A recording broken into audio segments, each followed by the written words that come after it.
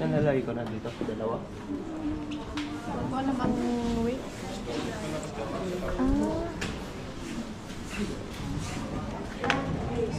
Dalawa na. Nasa maling pamilya ka, be. Kabila ka. Hindi natin tatay to. 3 hours?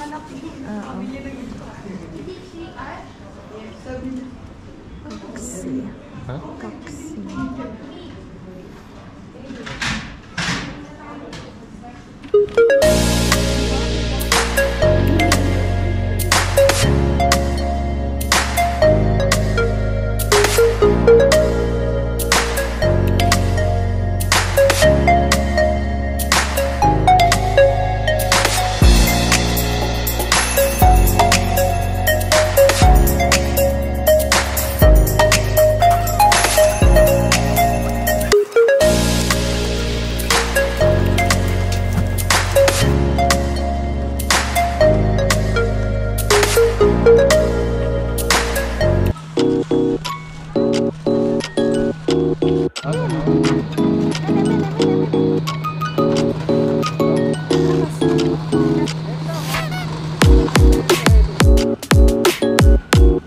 Hello guys! So we're here at Layi Ski Resort. Tinatry nating mag-ski.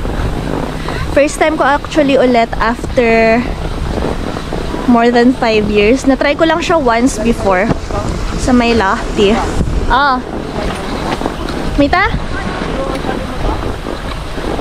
Eyo. May ano naman eh. Mataas pero mataas tas magiging baba.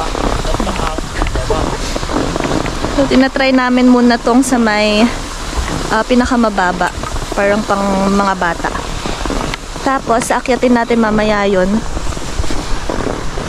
Yun ang goal. Nakatakot siyang tignan. Pero let's see.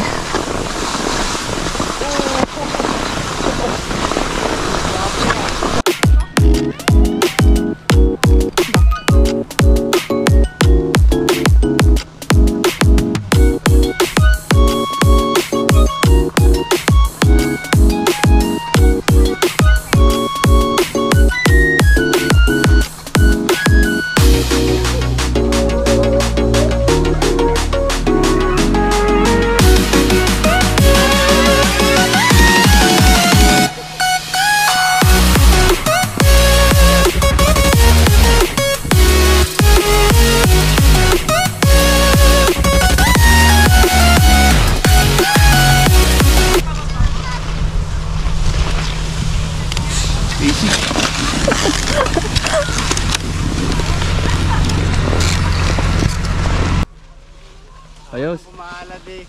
Side.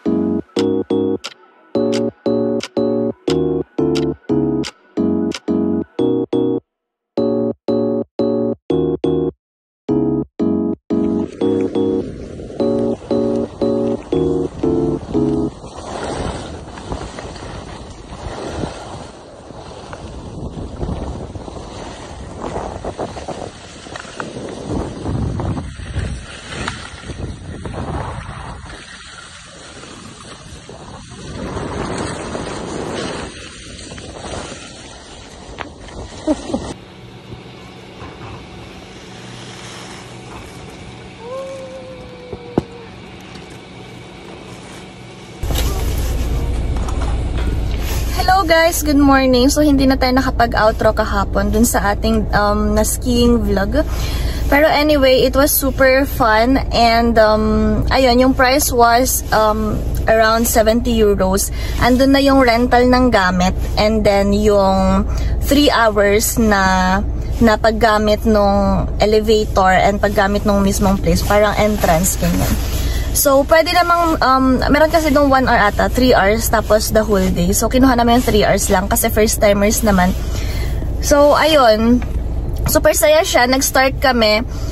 Actually, basically, first time ko din yon kasi nung last time na skiing ako, nung sa Lahti pa ako nakatira, and super tagal na yon, more than 5 years ago, I think. Tapos, yung nangyari lang nung time na yon, isang